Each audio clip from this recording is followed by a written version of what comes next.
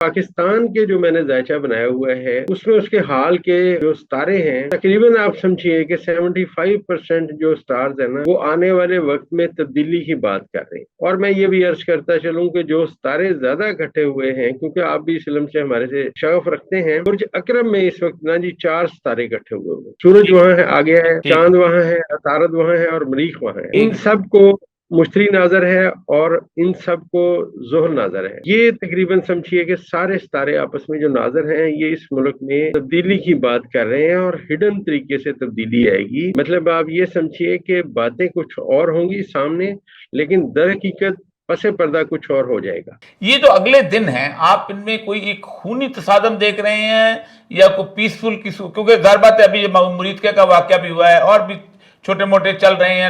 26 नवंबर 2-2.5 साल काफी जैसे कहते हैं लर्जा देने वाले गुजरे हैं।